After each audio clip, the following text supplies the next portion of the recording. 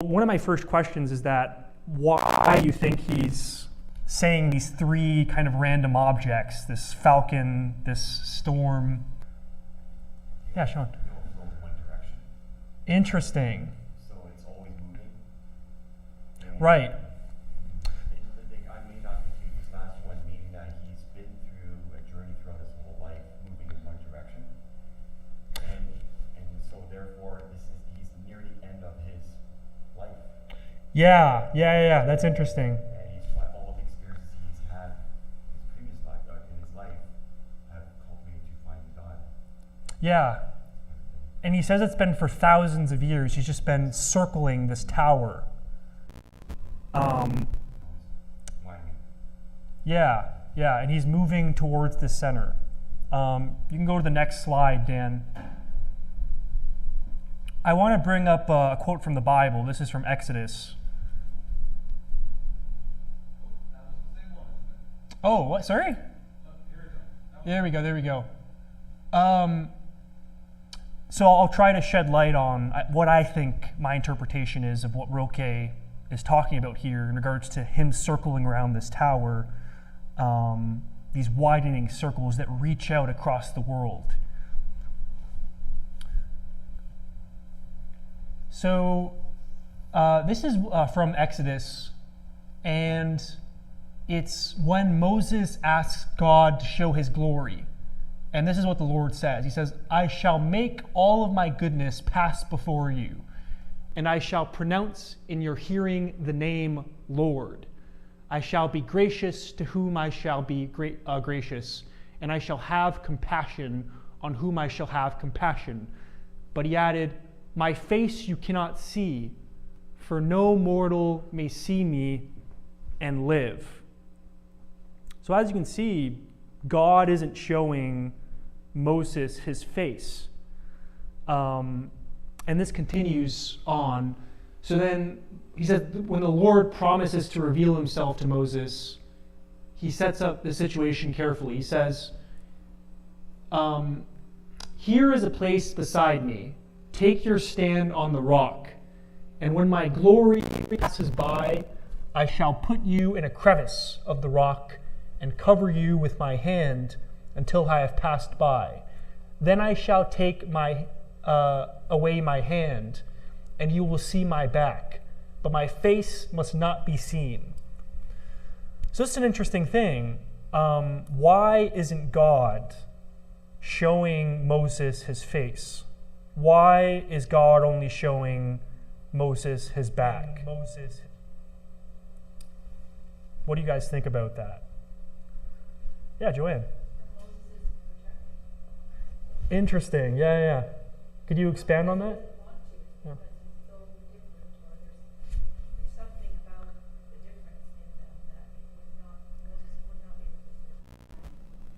Yeah. So you think it's the power of God, and that Moses cannot comprehend the power of God?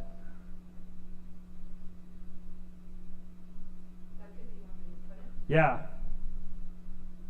Is it because he doesn't have the capacity to understand, or is it because a different reason, do you think? Interesting, yeah. So the reason why I wanted to bring up this quote is because I think that this is essentially what Rilke is talking about when he doesn't understand sort of why he's circling around this tower. He still doesn't know what he is. He doesn't understand his essence. And it has all these. It's just as much a narrative about God's intervention as it is about a rediscovery of the self.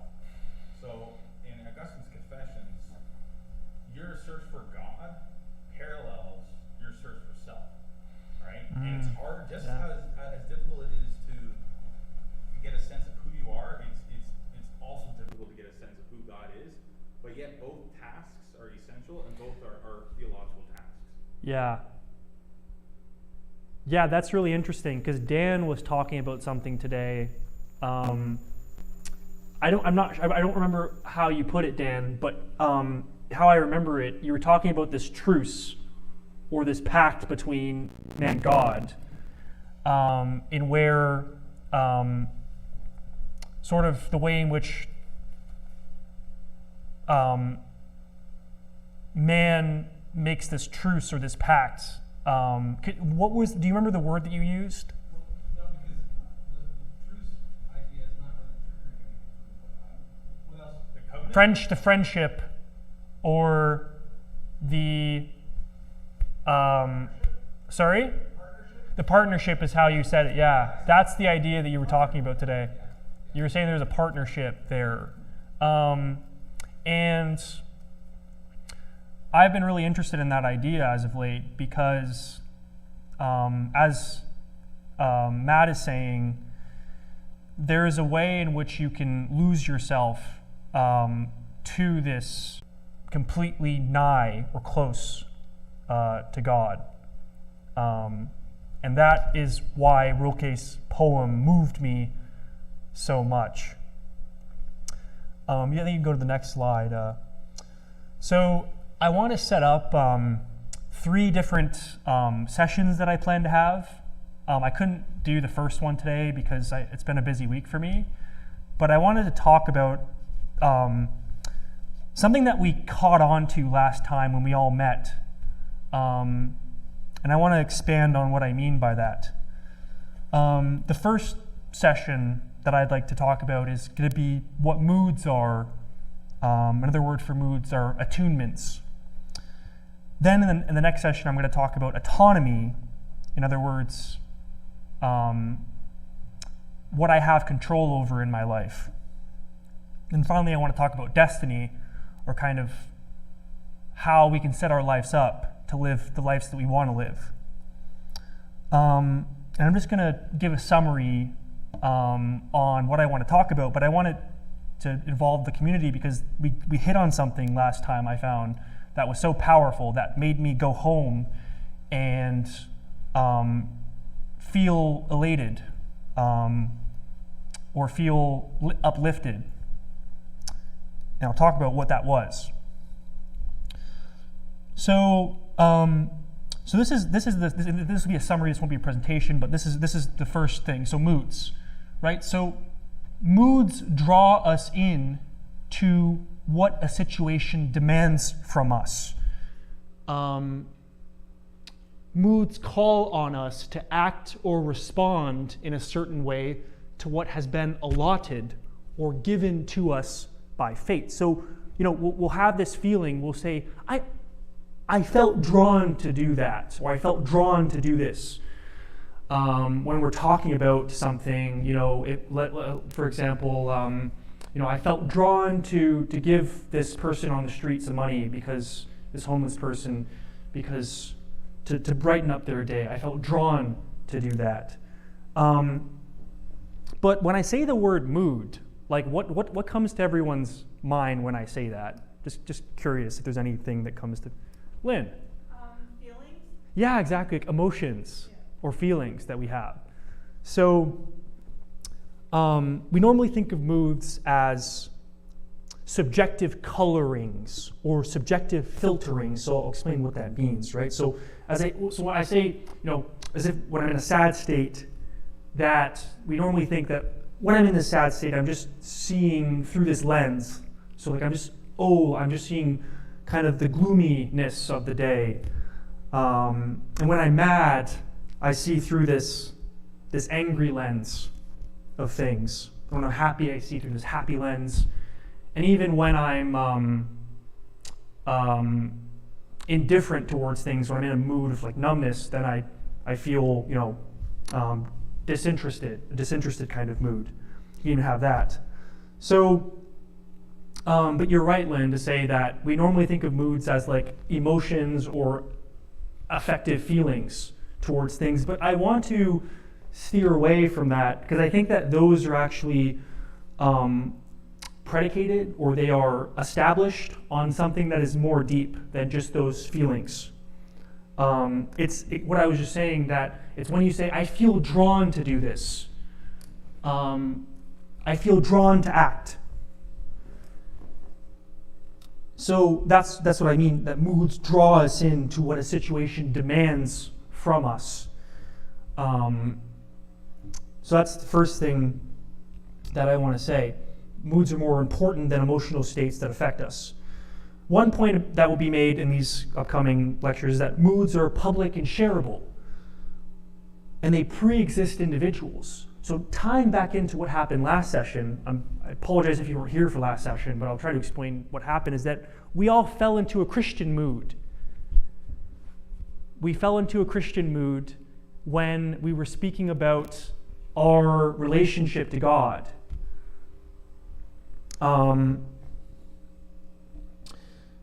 Not one individual was responsible for us getting into that Christian mood.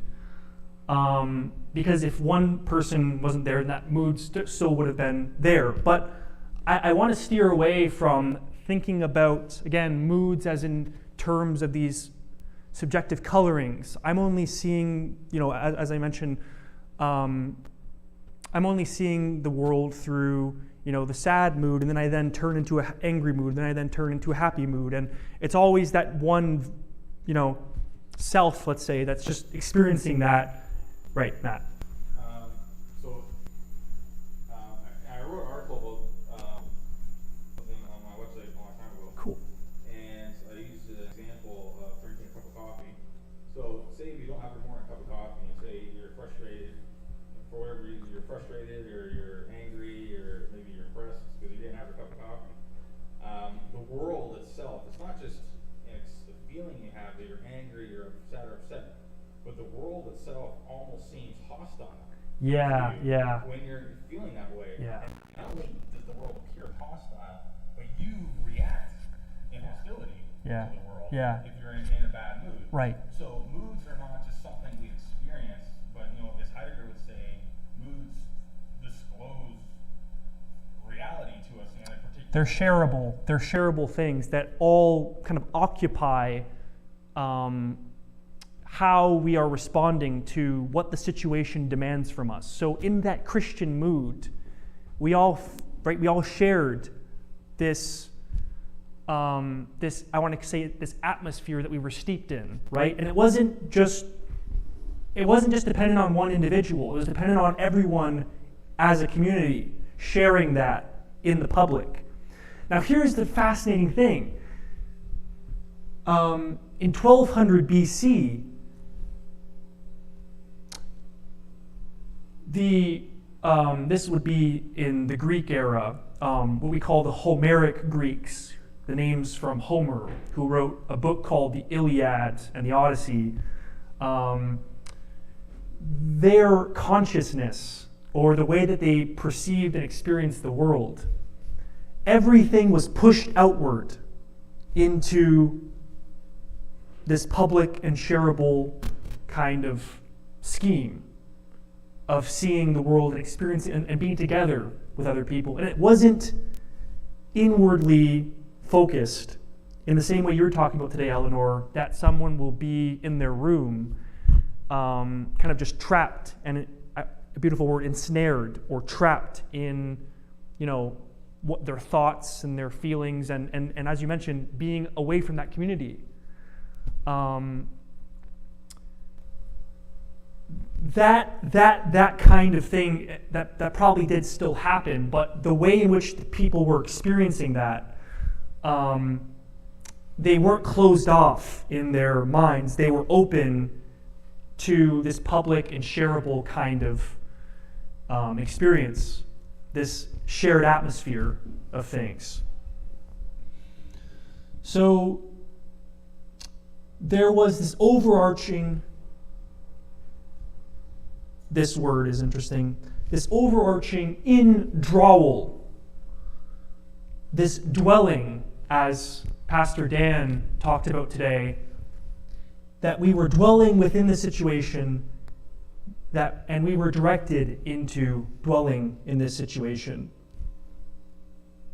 So what happens is that you feel yourself drawn up into this mood because you are open to a situation. You feel called to act within it. And the people who take this mood up and are open to the situation shine within that situation. So I'll give you an example. Everyone's probably attended a dance here, right? And they probably felt very self-conscious. Oh, I have to dance. I have to be with to dance with my partner, or I have to, I have to dance in front of other people. However, the people who are, say, the good dancers in that party or that dance, they'll be lighting up the entire room. And you'll notice that, and you'll say, wow, you give it your all, that's a good dance, You'll be looking at someone else, and that person will be lighting up the entire room. Now, why is that?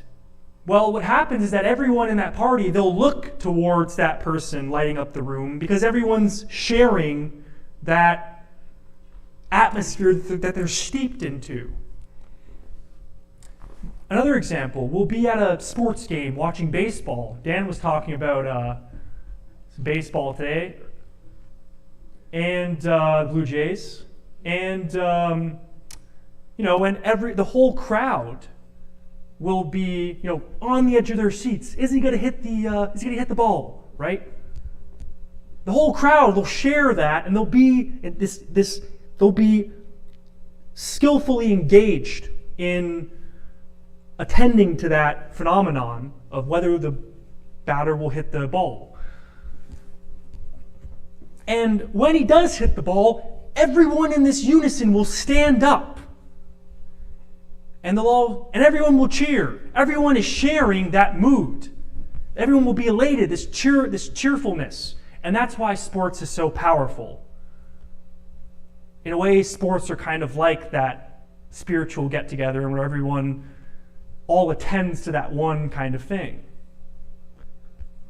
That is the kind of mood that I'm talking about here. It's not just the subjective, emotional, I'm in a sad mood, I'm gloomy, seeing the lens through, right? And then I'm in an angry mood, ooh, right?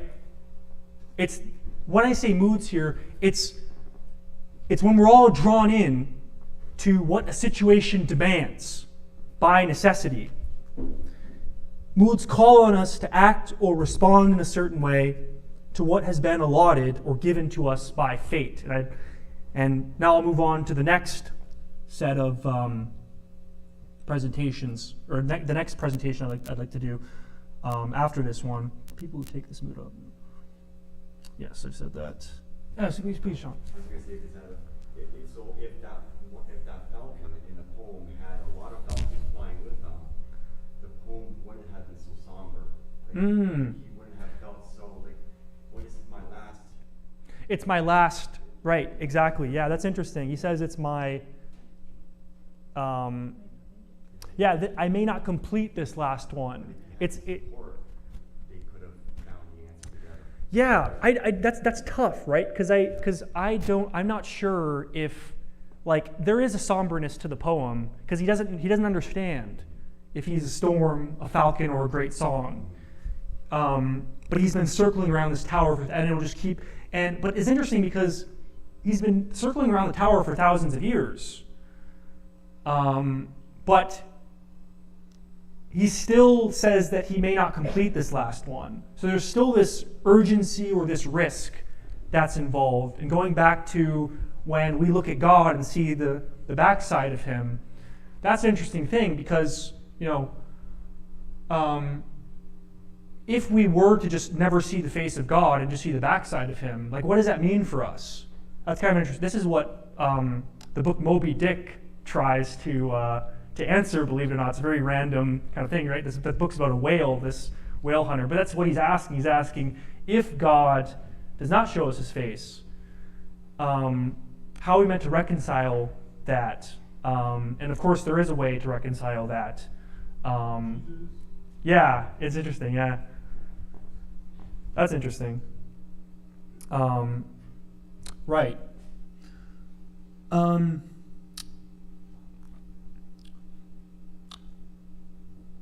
Yes, so when that dancer at the dance is shining, when the whole room lights up and everything's attending towards that one dancer,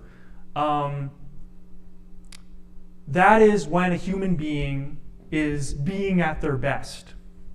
And how am I to relate this to our everyday lives? Well, this is how I've been trying to grapple, and I want to really express myself with further things. So this is just a preface, but like every day I wake up and I try to, and when I'm going to work, right, I try to have my head up and I try to have my shoulders back, and right, and I try to say, I'm going to go into this work and I'm going to do all these opening tasks that seem to be trivial actions. They don't add up to anything, but I'm going to do that at my very best. And when you do that, people notice that.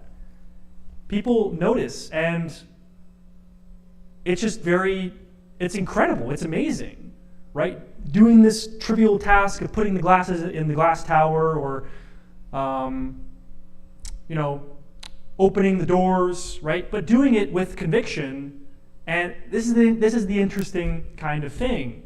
It's that this is what I mean by that moods draw us into what a situation demands. Imagine that there is an incredible kind of meaning to, let's say, the trivial task of cutting bread, or brushing your teeth in the morning, or any sort of thing like that. This is the power of what a mood is, because when we understand moods, it's not as if, because this is the problem, you don't want to pretend as if you can control your moods, right? Because you'll still find yourself in a situation where you cannot be at your best. As Dan was talking about today, you were just talking about something. I forget what it was, Dan. My memory's not too good here, but you were just talking about how on some. Do you remember on some days nothing's coming up? Oh, sleep. That's what it was. Thanks, Eleanor. Yeah, it's really good. Yeah, on some days you won't be getting enough sleep or whatever, and then you'll wake up in this hazy kind of mood. Yeah, and I also, suffer from a degree of ADHD, and so that just exasperates. Yeah, that happened to me this other day when I was this work day that I was in, it was very slow. No one came to work, so I was in this kind of glum state.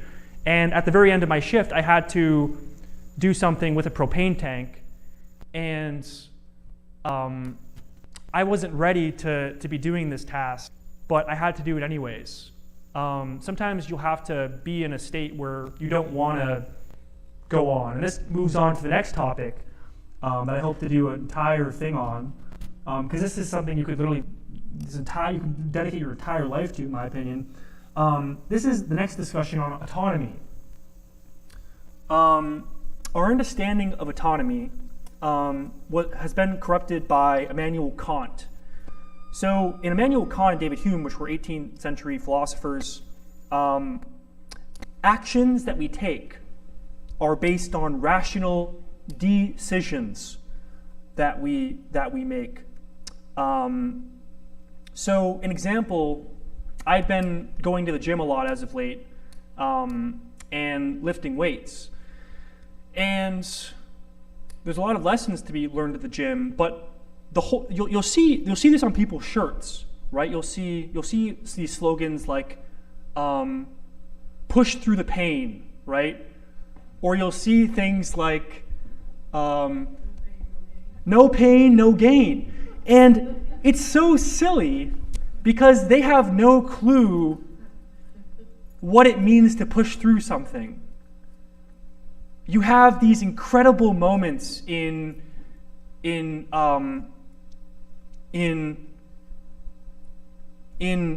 what a human being can be put through. Like Viktor Frankel is a great example. Viktor Frankel was a Holocaust survivor who was put into a concentration camp. He wrote a book called Man's Search for Meaning, and he's in this concentration camp, and what's getting him through it is thinking about his wife and the love that he shared with her, and whether he'll be able to find her again because they got separated after the camp. And it's interesting because what I find the problem is with these no pain, no gain kinds of slogans is that they don't think about why they think like that. Is all of life a matter of willpower?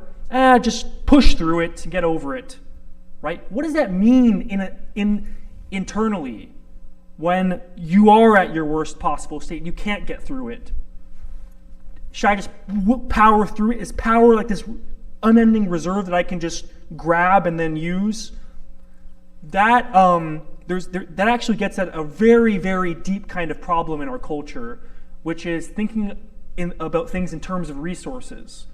So that no pain, no gain thing would be, pain is just some, willpower is just some kind of resource that I can use in dealing with pain. And I think about this in terms of like a depository that they can just reach into and then use whenever they want. And it's so stupid to me because it doesn't, sorry, yeah. So I think it's almost after 8. Okay, yeah. So John's going to be up next. Yeah, cool. Yeah, I'll just kind of wrap up. So, yeah, I'd like to continue this discussion because it's been on my mind. So basically, the idea with Kant is that this is how the no pain, no gain people are looking at life, because they're kind of thinking that I am autonomous agent. In other words, I have complete control over myself, and if I just apply these principles, and this principle is the willpower thing, right? I just push through it, right? Then I can do whatever comes my way. But that's not robust. In other words, it's not something that has a tremendous degree of power to it, because you'll try to do things like, I'm just going to push through this, and what happens? You fail. And you have to ask, well, what is wrong with that kind of way of looking at things if it just leads to failure? And it doesn't have this spiritual dimension of God attached to it. Because, well, I'll just end it like this. So this is the thing with Kant. We become agents who recognize their actions and the responsibility that we have as subjects in using laid out rational principles on how to act. Human beings are no longer open to an authority from without, because it is the rational basis of us as subjects to enact moral responsibility and create ethical guidelines that actors or subjects ought to use. It goes to what we were talking about today, Sean, in this idea that, just thinking of things like this sets up a burden that you put on yourself, in where I have to deal with this alone as a moral subject, as a person who has rationality and who has ethical guidelines and principles to apply.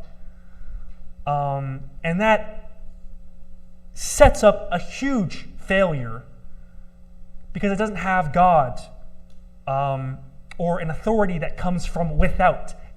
And this is the thing with subject and object, right? What comes from within me and what comes from without me. And I'd like to elaborate more on that in my next presentation, because this is the life work that I want to follow. So thanks so much for listening to my presentation. That was really kind of you all to do that. We'll end it there.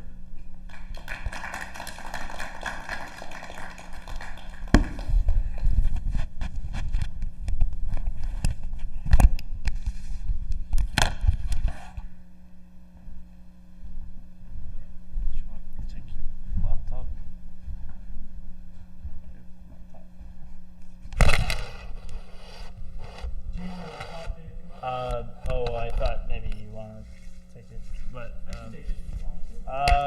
it's fine there. It's not a problem, but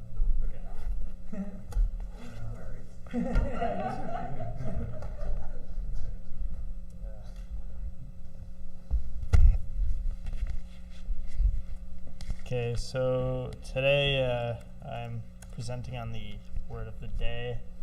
Well, it's kind of a weird order to take, but word of the day is Scientism.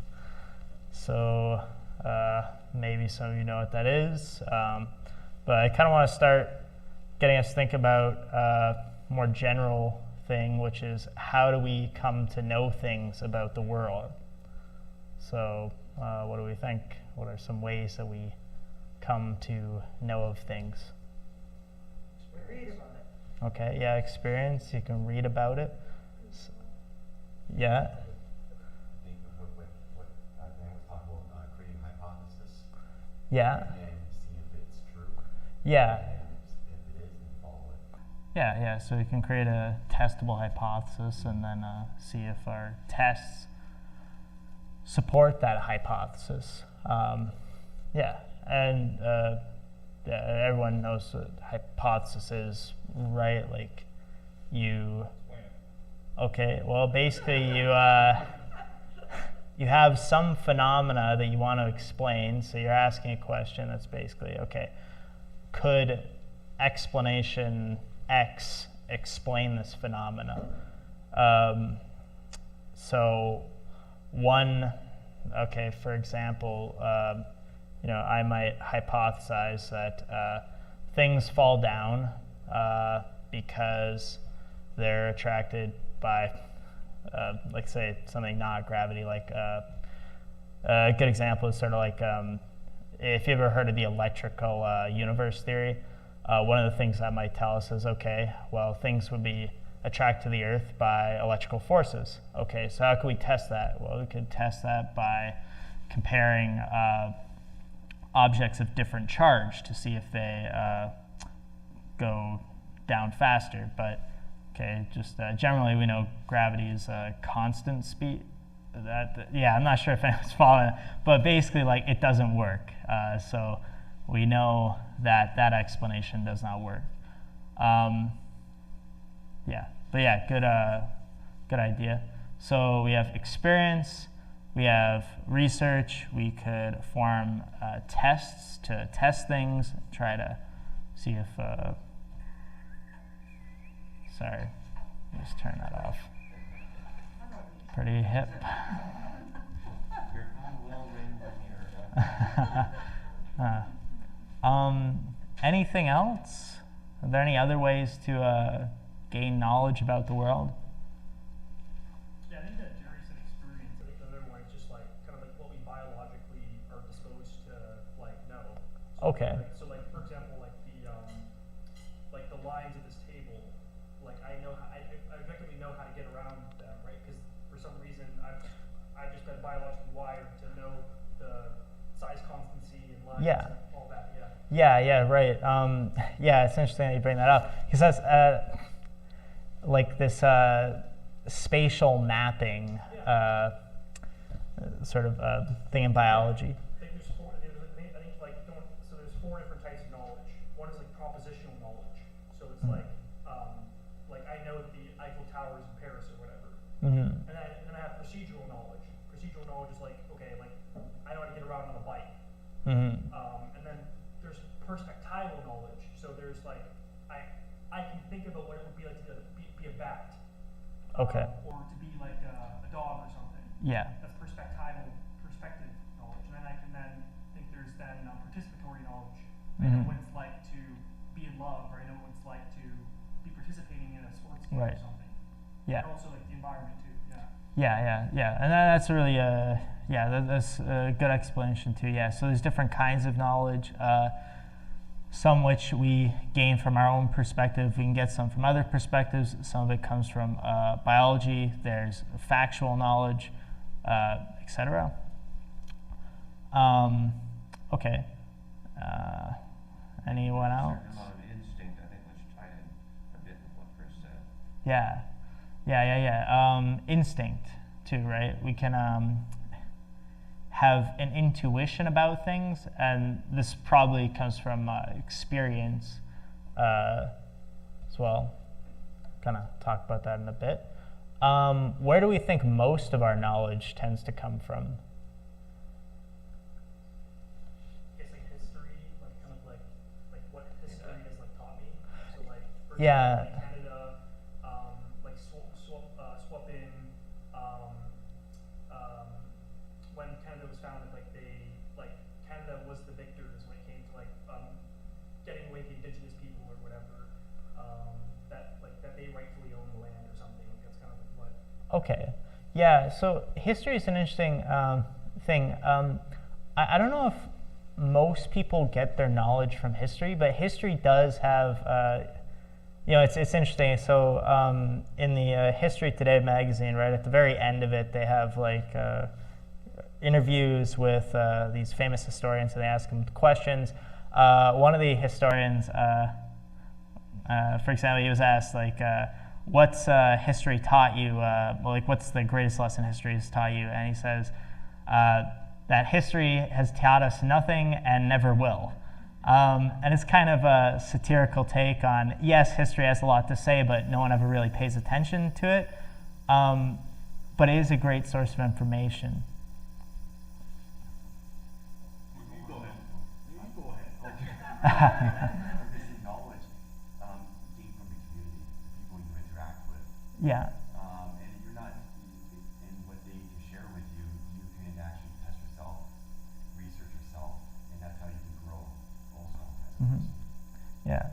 Okay. I imagine that's similar to what you were. Yeah, well, so you asked, so the question was, well, where do we get most of our knowledge? And most of our knowledge would be through like participation. So it's not the community per se, it's your engagement with the everyday world. That's where most, probably 99.999% of your knowledge really comes from. You know, a lot of people think that our knowledge, I'm just gonna leave it at that, because I think this is where you're hitting. Yeah.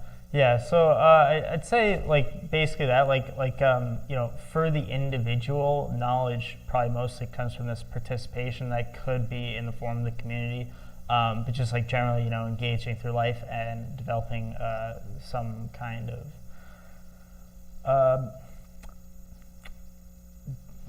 grounds to have beliefs.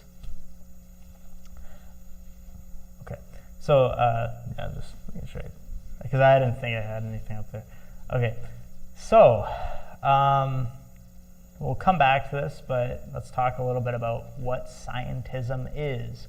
So, scientism sounds very similar to science.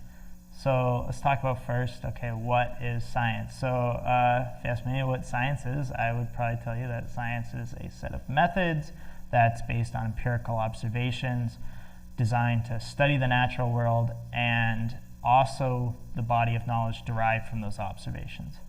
Okay, so you form hypotheses, you test them, and then you have some knowledge that you take away from those hypotheses. Okay, so what is scientism? Scientism is... Why don't we see if people can kind of guess what it is? Oh, sure. What do you guys think?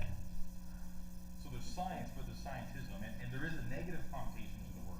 Like, it's not a good thing. That's a clue. Is it more like a religion? Religion of science? Okay. Yeah, that's a good summary of it. Chris, did... Maybe it's like it's leaving out like the religious aspects and just focusing on like the method, I guess. Okay. What it would be like, but Yeah, it could be. So it is very focused on the method of science as a way to obtain truth. Did anyone else want to speak, by the way, before I totally give it away? So it sounds like Scientology. It's not quite the same, but it's Yeah. not all Scientology. Maybe. No, I didn't take it negative. I thought you said that. Yeah. Scientology, I think, is like seriously whack. I wouldn't even really say like they're linked much to science. Yeah. I'd rather believe in scientism than be a Scientologist. So Yeah. Scientology is probably even more broad Yeah. than scientism. So it sounds to me like if you can't explain it through science, it isn't. Yeah. It doesn't exist. Yeah, along those lines, right? Where you basically sort of, so some people have described it as like a religion of science, where you take the methods of science and you say, okay, this is the best way or the only way to obtain true knowledge about the world. So a couple questions we can kind of think of, does science necessitate scientism? So like, if I'm a scientist, do I have to be a scientismist?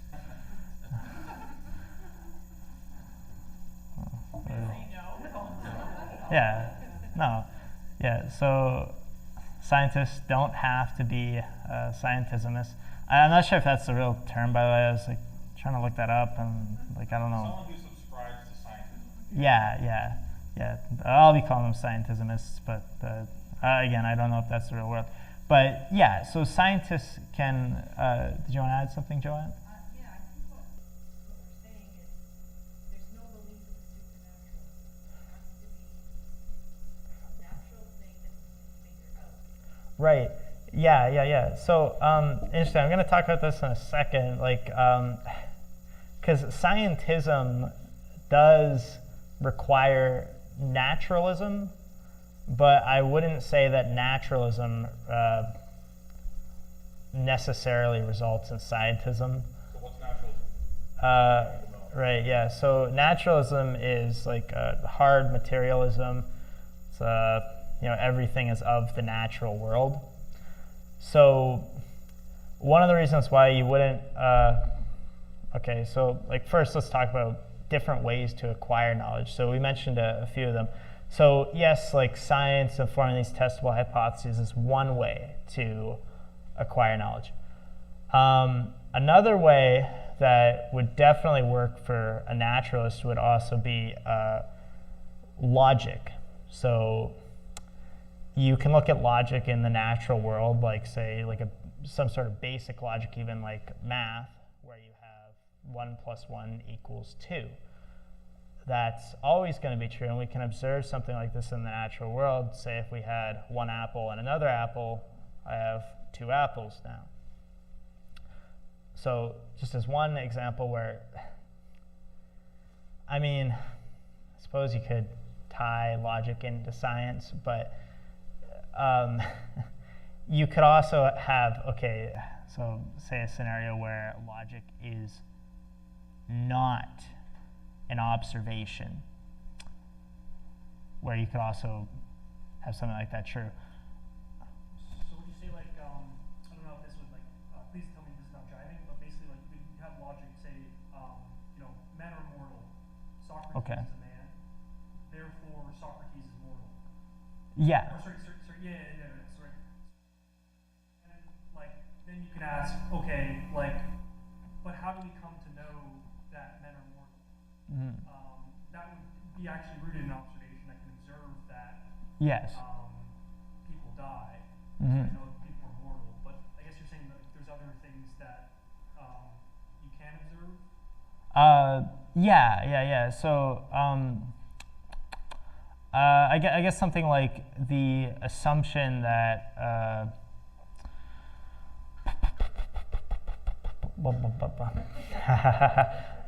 I don't really have a good example of logic that we cannot see. I guess. Would it be that we assume? Would it be that we assume that it's but how do I? Is it would it be asking but how do I observe things?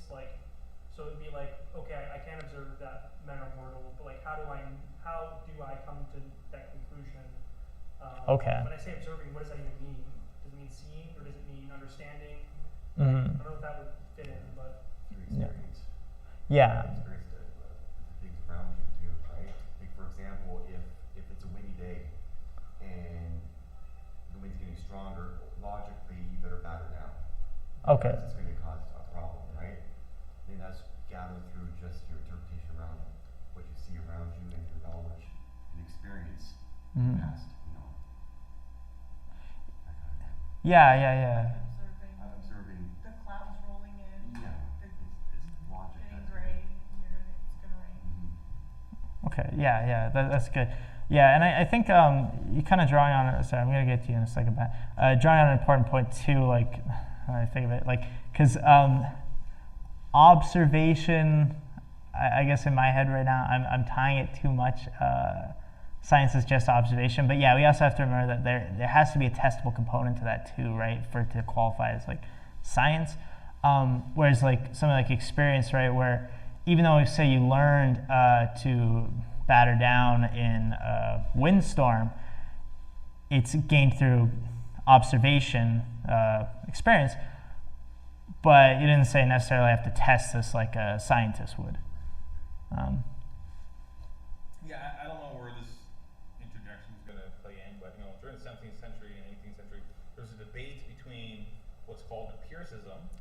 okay, and on the one hand, and then rationalism on the other hand. So the empiricist, somebody like David Hume, for example, would say that all knowledge comes from the senses. Okay, and we have to experience it, the senses. So we have to experience it, and that's the foundation of knowledge. Okay, the rationalists would argue the opposite, that, you know, the senses can be deceptive. So we can't look at the senses, or we can't use the senses, because sometimes, you know, if you're on mushrooms, you experience, you know, illusions or delusions or whatever, right? So that's unreliable. So they say, okay, all true knowledge comes from our reasoning, which is logic, right? So the syllogism that, in logic it's called the syllogism that Chris was using, Socrates is a man. Men are mortal, Socrates is a man, therefore Socrates is mortal. Yeah, so you can really say all A is B, then Same as B.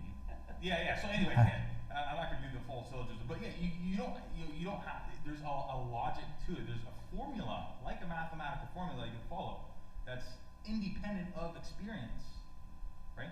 And the rationalists will say, well, this is the real knowledge. It's their ability to think through in a logical way. So now we need to. How do we synthesize, you know, this debate? How do we get? You know, how do we have real knowledge of the world? Like, how do we synthesize our ability to think with our senses, right? And this becomes a philosophical problem that, you know, some philosophers had a solution to. And I don't know if I'm going to keep on ranting, but I just interjection, you know, just to keep that in mind that, you know, logic doesn't come from our senses. You know, our senses only become intelligible when our mind, in a way, almost imposes a logic onto our senses, right? But anyway. Yeah, it's a good point to make, and it kind of brings me to, like, you know, I'm thinking a lot of like Descartes' wax experiment, where he basically, he takes the candle, he's like, say he has a candle, says, okay, well, you know, it's solid, it's got some sort of smooth shape, maybe it's cold to the touch, okay, but then when you heat it up, you know it's still wax, but its form changes completely. You know, you look at it, it's hot, it's a liquid, maybe it's not smooth anymore, it's definitely not solid, or may not be solid. So yeah, to sort of like say, okay, well, we can't necessarily rely on our senses that tell us this is not the same thing, and technically not the same thing, but it's the same thing. Yeah, it's kind of interesting. Aristotle had this idea called, we had this term, it was hypokimenon, which translates roughly in English to underlying substrate of something. So when we look at a fire, for example, the fire is never constant. It's always changing in the form of it. But we still retain the knowledge that that thing is a fire, despite it always at every single instance of time changing. It's really interesting. Yeah, it's a good example too. Okay, cool. So, yeah, I guess you could say, like, overall, okay, that's one problem for scientism, all right. We do have other methods of acquiring truth that are valid other than science. Let's talk a little more about the problems. So what I want to touch on, what problems do you think that would pose for an individual? If that makes sense to ask. Okay. Yeah, it didn't make sense after I asked it. So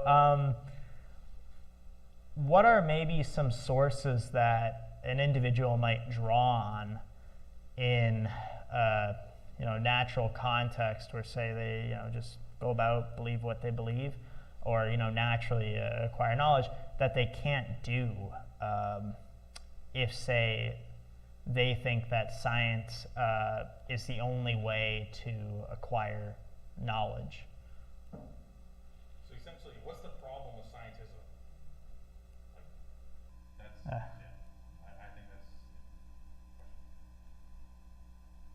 there's something that cannot seem to be explained by logic or science, but it is true.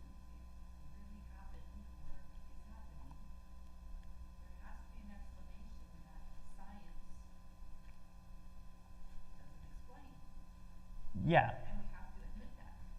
Mhm. And if you can't admit that, then you're stuck in science. Yeah. So that's one, like, broadly speaking, if there are things that we have in the world that we cannot explain or cannot explain yet with science, how do we explain it now? We can't necessarily just rely on science to do that. Sure. Yeah, I'm not going to develop this, but can I answer the Oh, question? yeah. So, aside from philosophy, think about a political problem, okay, or a social issue. If you're a scientist, or if you subscribe to Scientism, the only people that have real knowledge, according to Scientism, are the scientists themselves. Whereas everybody else has a derivative understanding of the science, which is not really, according to them, the truth, right? So the average person, none of us here are scientists. Does that mean, like, none of us here are on the forefront of science? So does that mean what we know, we don't know anything, right?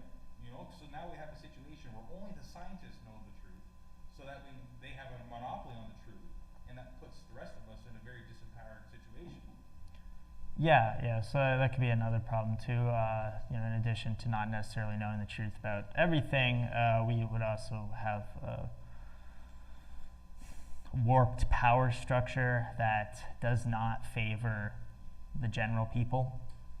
Right, but I feel like trying to explain something already has some kind of framework set up for it that doesn't encompass kind of the whole of things. So for example, if I find that a miracle has occurred, let's say that this rainbow comes shooting Okay. out of the sky at a perfect moment that expresses kind of my love relationship or something, and it's very personal. It's very personal meaning to me. I'm in awe. I'm in wonder at it. It doesn't really require kind of explanation. If it kind of jolted within me this awe and this wonder at the thing, it was this true miracle, right? Yeah. So what I'm kind of asking is does the spiritual dimension, how does that fit? Does that need a kind of explanatory account of things? Yeah, right. Yeah. So I do want to touch on that actually, because sort of one of my major points with this is that even though we have things that we cannot necessarily prove, like say mythology or spirituality, they still have, and also intuition, for example, they still have a recognizable value that we shouldn't necessarily just discard, right? Because one of the reasons could be that on the fly, it could be easier to apply that information than to apply some scientifically acquired knowledge, for example. Yeah, I guess that's the reason why I want to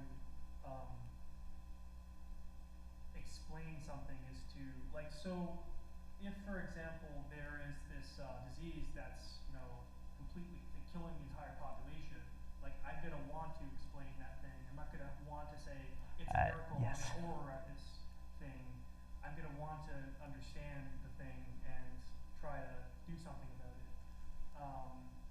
That is where you would need some kind of science to observe, the disease, and then to find some way to stop it. But something kind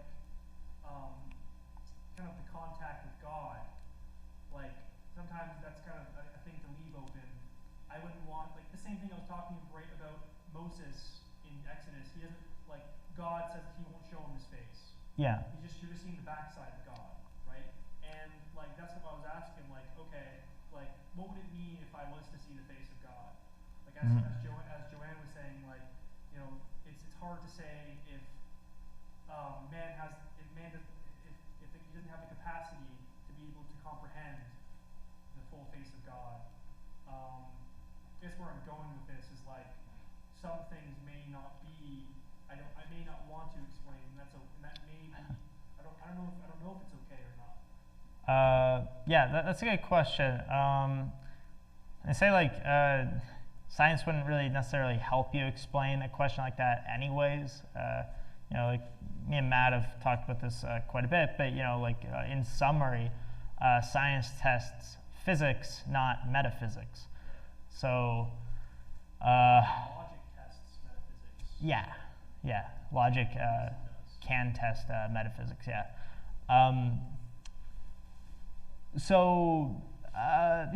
Even if, at best, I can use science to inform my opinion about something like religion, but I can't say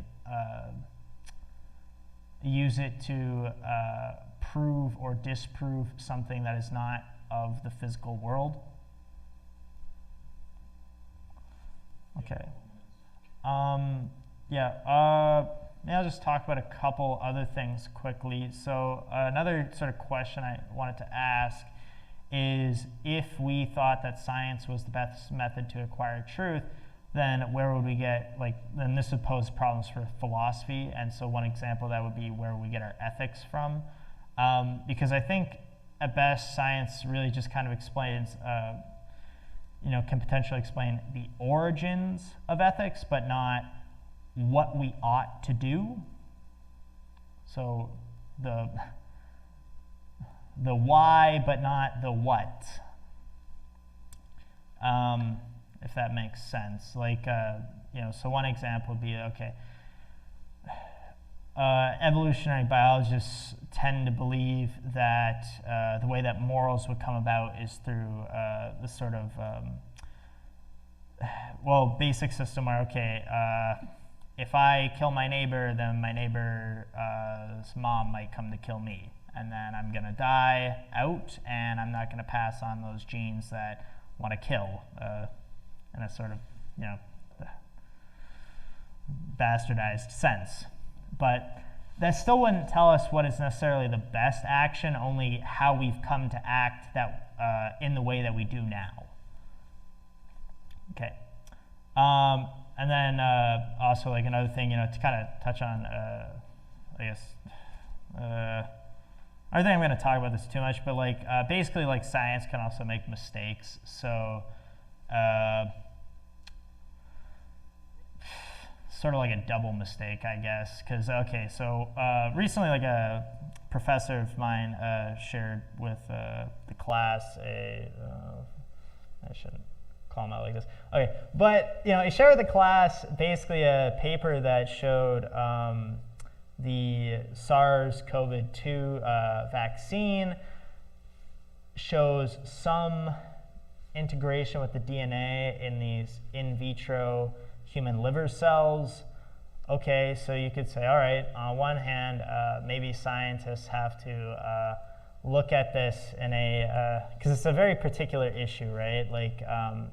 Before this, for a very long time, we thought, all right, humans do not express these reverse transcriptase enzymes. Okay, in this culture, we're seeing a little bit of that. All right, so could be a mistake, general science, all right. But an issue that these scientists in this paper have made is that they used cancerous cells.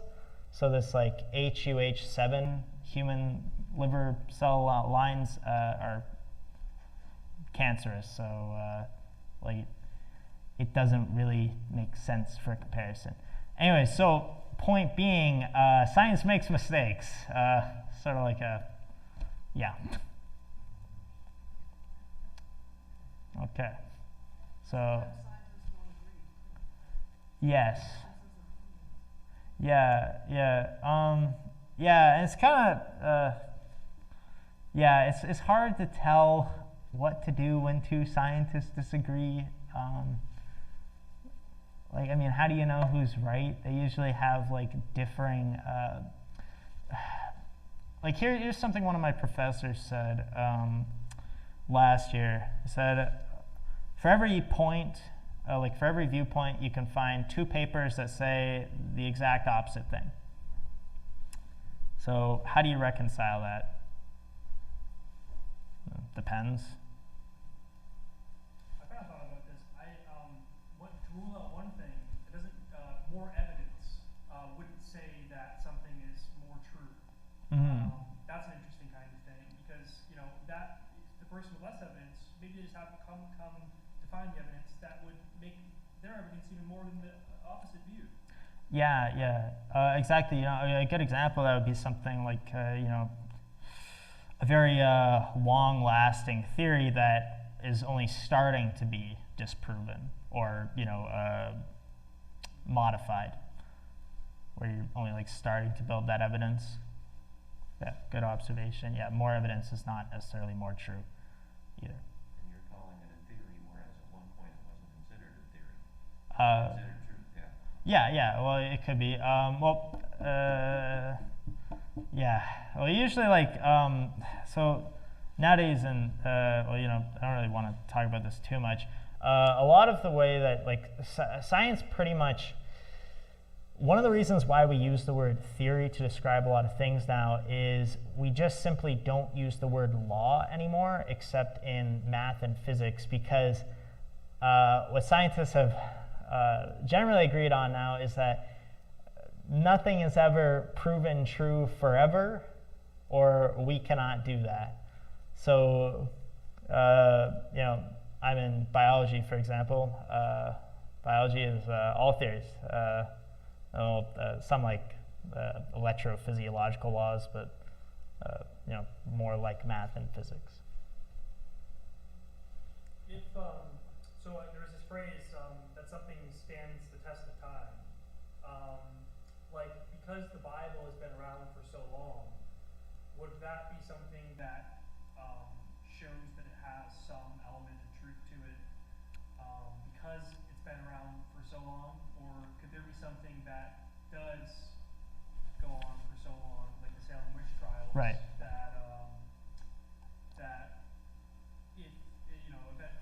So eventually the Salem witch trials were overcome. Yeah. Because for some reason, that naturally occurred that people started to realize that, wow, we shouldn't be doing this. But then you get other people of modern age. You guys were talking, I think Pastor Dan and Matt were talking about today, these cults that you still get rising up, Mm-hmm. and where you do get these subpopulations that are, believing this certain kind of thing. So I guess what I'm trying to say is that, should something stand the test of time and not being disproven, so people still have some element gathered in it? Would that show something about it?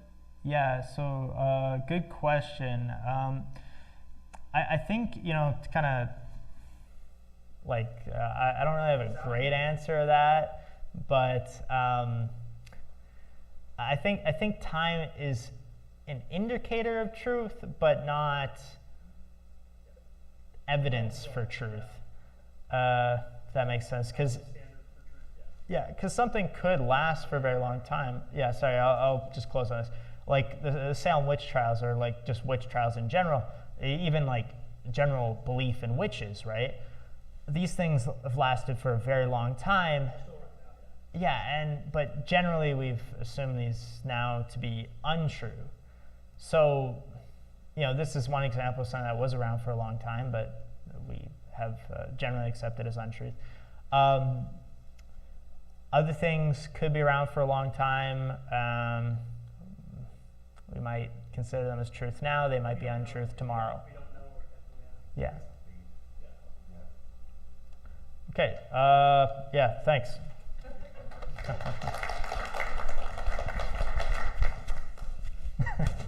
Thanks, Matt. I feel like all my time's always getting cut short these days. Yeah. I'm sorry.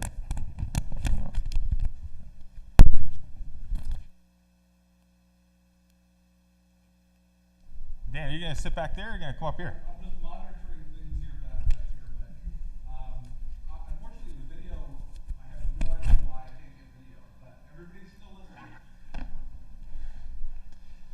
Okay.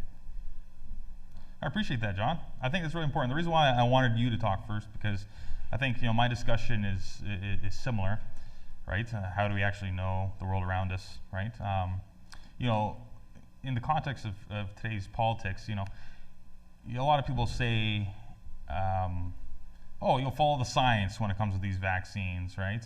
But even if the science says, and I'm sure it does, I'm sure the vaccine's effective and there's lots of merit to these studies. I don't think, the scientists are really lying, right? But But whether or not the vaccines are effective, okay, doesn't mean that, we should do it. We should take it. And I'm not saying we shouldn't. I'm just saying, I can understand these are different kinds of questions, okay? Simply because science dictates or it says something might be effective, it doesn't follow that it should be enforced for everybody, right? We need a different set of arguments. And there may be good arguments for why everybody should simply take the vaccine, right? But it's different kinds of questions. But anyway, so today what I want to do is, well, first I want to ask you guys, who here, well, maybe I don't want to have you guys raise your hand, but I think it might be helpful to have some feedback. Like, are you, people in the audience, are we, does some things we saying make sense?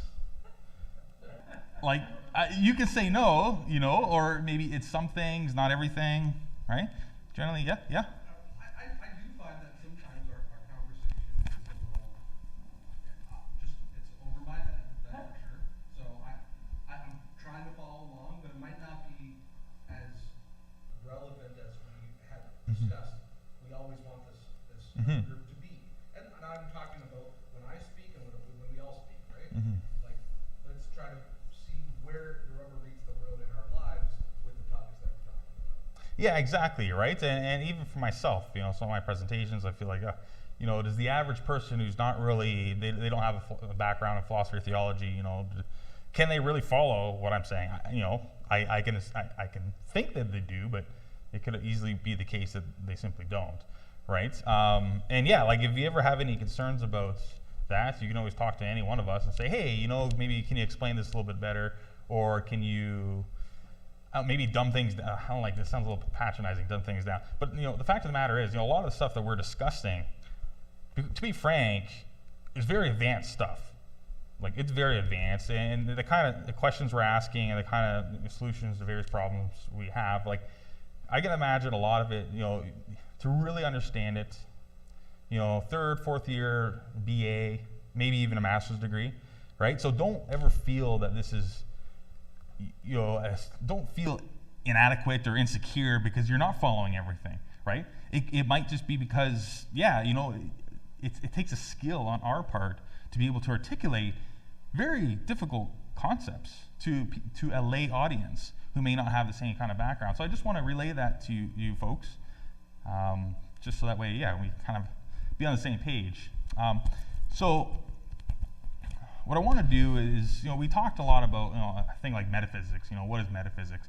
But I want to simplify it in a way that, everybody can kind of start thinking in metaphysical terms. And I think there's plenty of evidence, even this group, that we can think metaphysically, right? So if I asked you guys the question, what is really real? And don't tell me what you read in a book. Imagine you're maybe a caveman and you were out hunting, and you paused and looked around you, and you started asking yourself, what is really real? What is really, what is all this stuff around us, right? Where would you start looking for what is real? Chris? I think I'd start by looking at the practices that I'm doing. So for example, let's say that I'm hunting bison or something.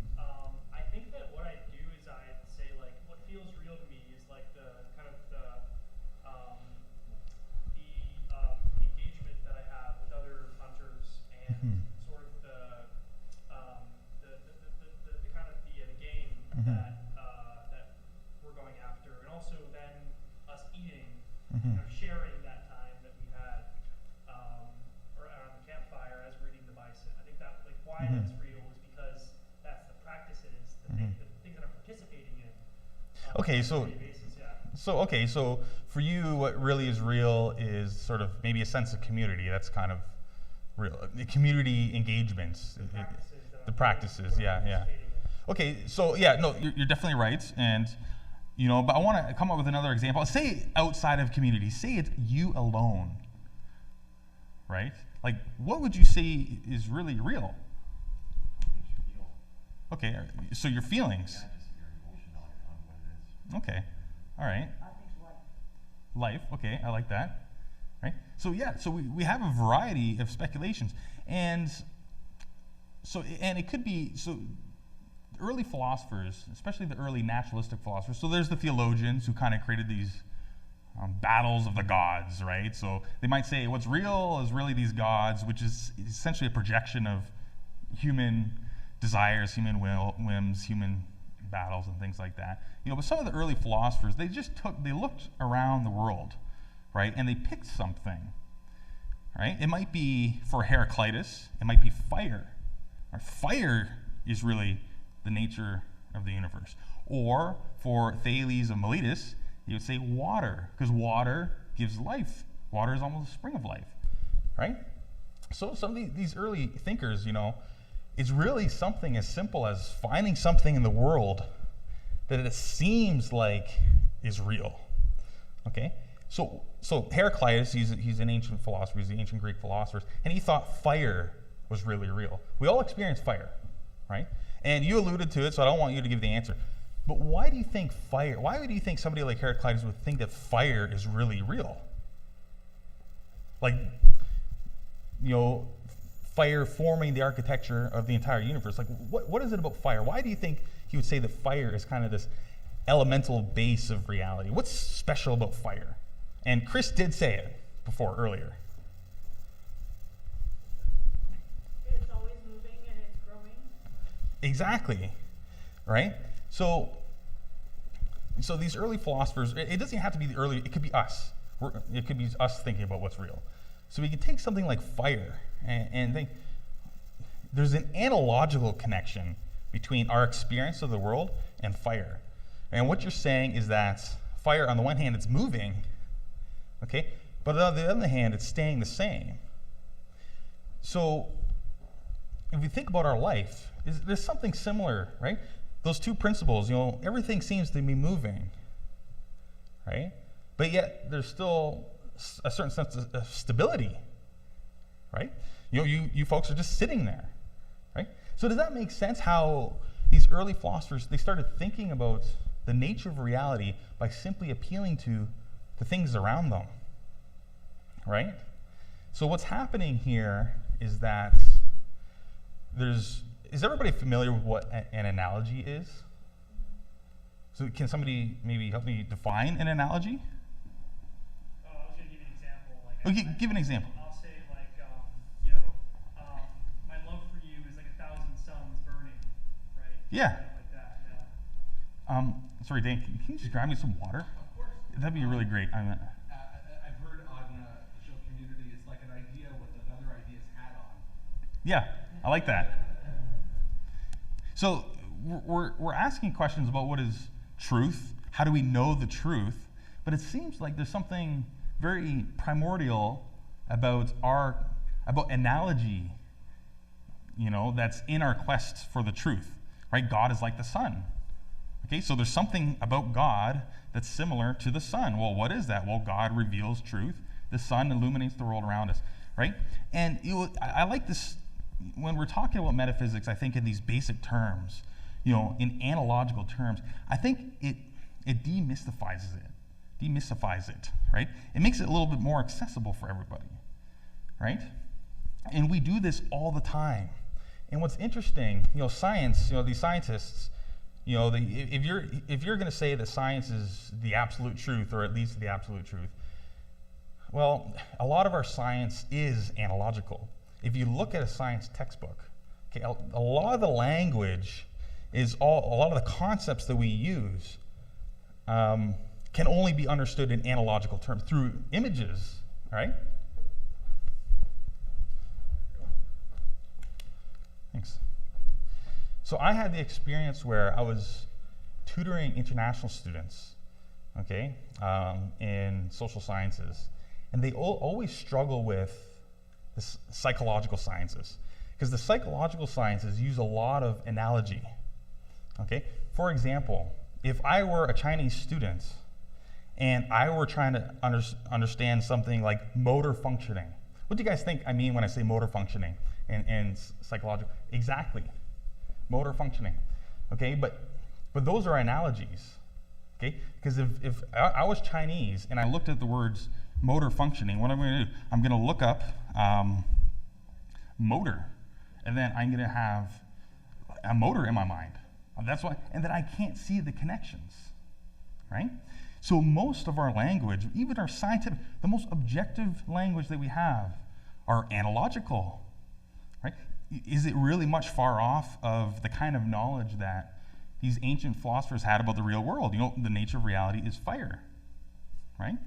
And then from this basic analogy, we can talk about movement, motion, stability. With these basic philosophical sort of principles are in the analogy itself.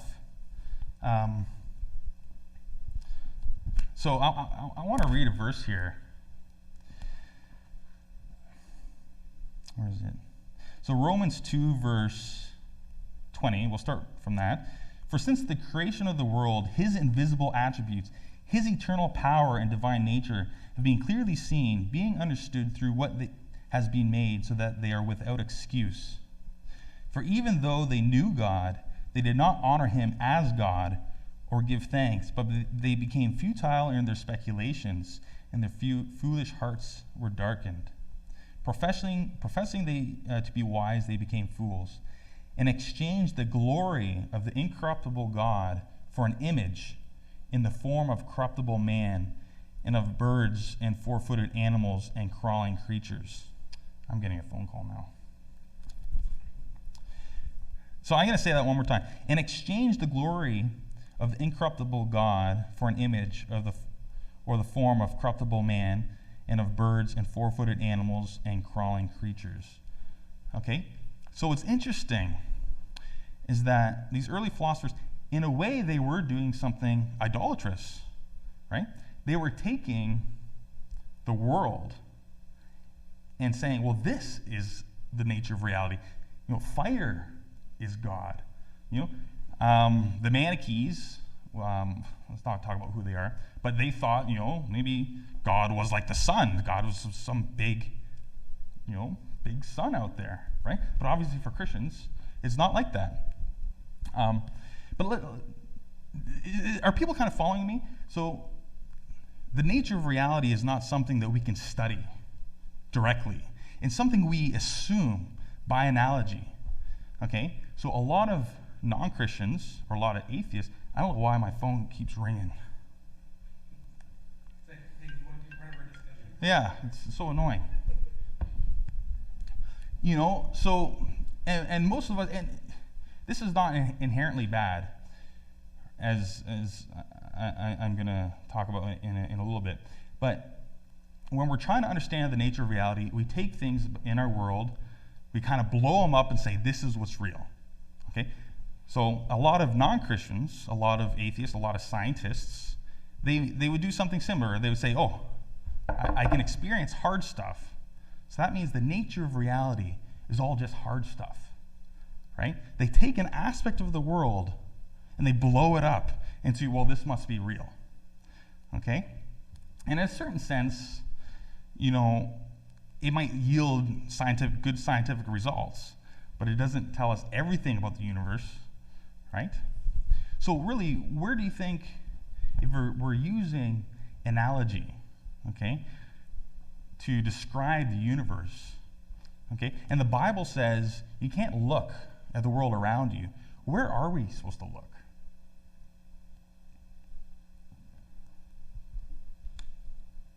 What do you mean the Bible says you can't look at the world? Well, okay, so To see God, or yeah, okay, so the nature of reality. So the Bible is essentially saying, if you look at the world, we see fire, and we blow it up, that's almost idolatrous. yes, right. If we look at a calf, the golden calf, okay, well, like why are we picking the calf and blowing it up into essentially a god or the nature of reality? It kind of like what Lynn was touching on in regards to the movement of something. Like, if we think about what movement is, like movement is the way in which something presence is, or the way in which something kind of comes to be. Mhm. That is not just, as you mentioned, it's not just the calf in a standstill Mhm. image, but it's kind of everything that the calf is Supposed to made of. represent, Yeah. or made of, yeah. It's really tough because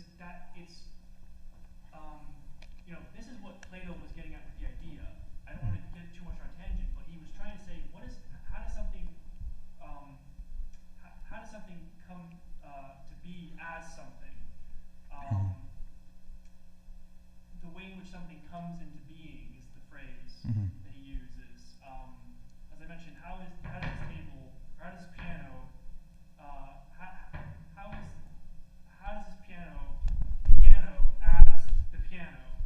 Right. Right? It's like, so when you start to think about, Yeah. right, it's kind of funny, but like when you start to think about the way in which something comes into being, as Mhm. I'm putting here, it's that, as Lynn was saying, the way in which something, the movement of something, Mm-hmm. kind of what something, how something essences or how something tells us that it's the something. Right. Yeah. I think I'm following, but sometimes Plato, sometimes it's hard to follow this kind of stuff. But, and now I forgot the question I was asking. Oh yeah, okay, yeah. So what's real? Yeah. So let's just say we're trying to understand the nature of reality. Okay. And it's not something we can prove. It's not like we can put the nature of reality in a test tube. It's not something we can measure empirically. Okay, this is not a scientific question. Okay, it's something that assumed by science. Science assumes a certain materialism. Science assumes that we feel hard stuff, so let's blow it up into the nature of reality and then try to test particular things within that sort of context, right? But in a sense, but that's still idolatry. That's still taking something of the world and blowing it up and turning it into God. Okay? But for the sake of time, I'm just going to say, okay, so what really is the Christian perspective? Because we still have to think in terms of analogy, right? Because all what we have is our experience of the world, right? That this is the only way we can know anything at all. Okay? And what I think what Christians, the early Christian philosophers and the Christian thinkers and even in scriptures is, we can't look at the world around us and say, okay, that's God. Let's take that and blow it up and that's God. Let's take fire, boom, that's God. Or let's take water, that's God. Or take the nature of reality, hard stuff, boom, that's the metaphysics, right? What the Christian does, and what most of Christian philosophy actually does, is say, okay, we can't look at the world around us, but let's look at ourselves, okay? Because idolatry is interesting. It's a debasement of humanity. When a man is worshiping a calf, it's a debasement of humanity. When a man says, or when humans say, fire is the nature of reality, that's reducing us to fire, right? But it's always pointing to something beyond the thing itself. This is kind of what It does. good. It's always pointing to something else that's other than just the thing Yeah. that you're talking about. You're right, and because so Plato, is I would say he's kind of quasi-Christian, like he's prototypically Christian, right? Because a lot of Christian philosophers, they use Plato. So I think Plato is right, and I also think a lot of the Christians is right. But what Plato and Aristotle do in particular, and the Christian thinkers, is they don't look to the world and blow it up. They look at the human being. They looked at what's unique about human being, and that maybe is an image, we're created in the image of God, that we blow up into something that's divine, right? So essentially what it is, it's not an object of the world, but it's an object of ourselves, essentially our mind, right? That we take and we blow up, okay, well, this is something like what God is, right? So if you think of what a mind is, or what our consciousness is, okay? Our consciousness is always unity. It's unified, okay? It's always intentional, okay? It always has a certain agency to it, right? And understanding ourselves, understanding our own mind, our own consciousness, that's a more fitting sort of metaphysics of what the universe might be, right? Because it's more like who God is. God is intentional, right? God is creative. He, like a mind, there's purpose, right? Does that kind of make... What do you mean by intentional and creative? Okay, so what I mean by intentional is the human mind can think about things, okay? A stone, this sense of aboutness, okay? Our minds can think about something, okay? Whereas this bottle, there's no aboutness. The bottle can't think about anything, right? So that's what I mean by intentional, is that a mind can think about something, right? And can participate meaningfully in something. It can also make things distinct as well. Yeah. Yeah, like that's the thing, like the fire is something that's distinct to us. We all know kind of we're all able to get the theme of the fire. Yeah. Crackling of the fire, and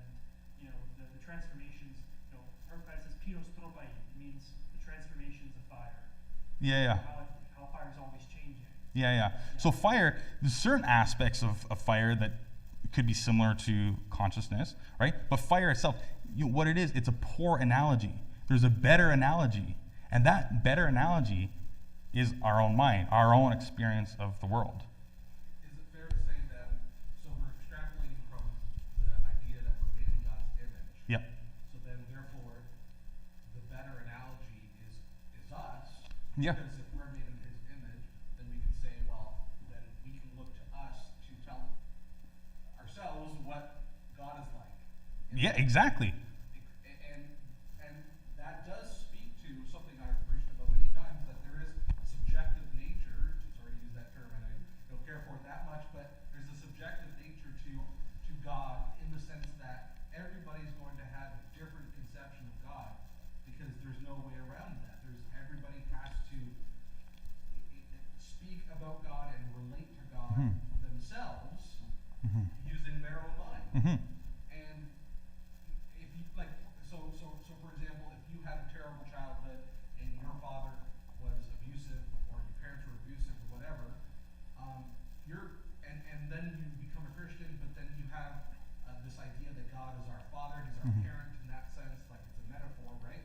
But your conception of what a father is terrible. You can be warped, yeah. Is warped. Well, then you're going to be affected by that.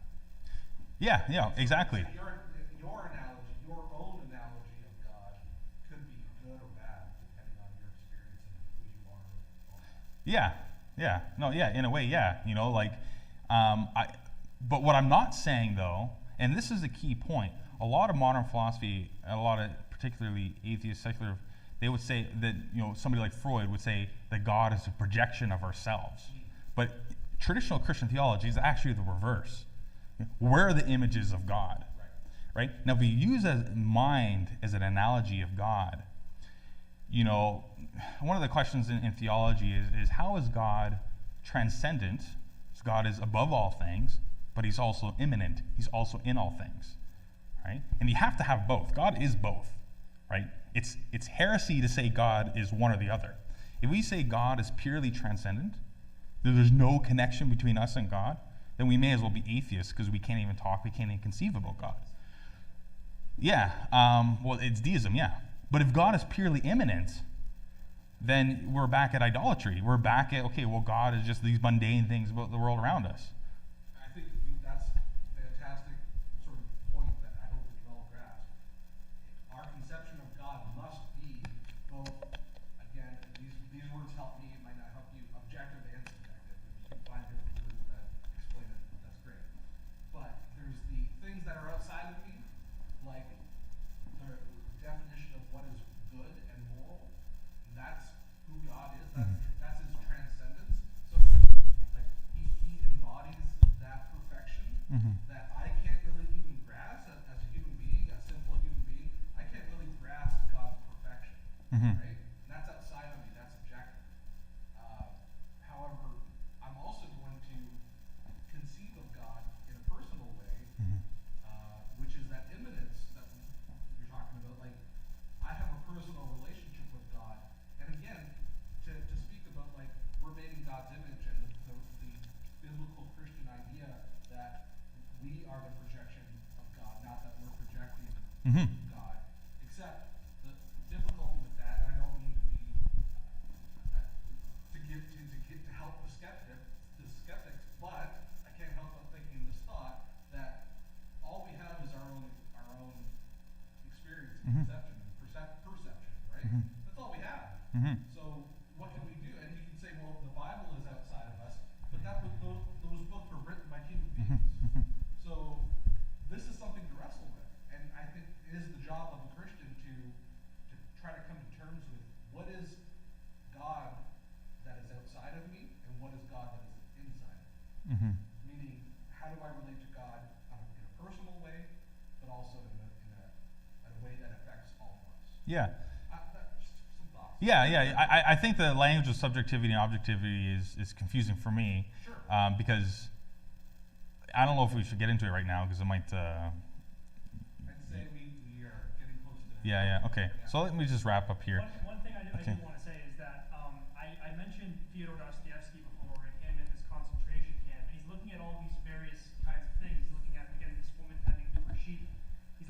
bird threading its way through this azure sky. He's looking at this little wee flowerette in the fading cleft of the bank, and he's seeing all of these things again on their on their own home grounds, right? In the same way that he's saying that we see fire on its home ground, and he's seeing all those things, all those various theirs, that thing there, that thing there, that thing there.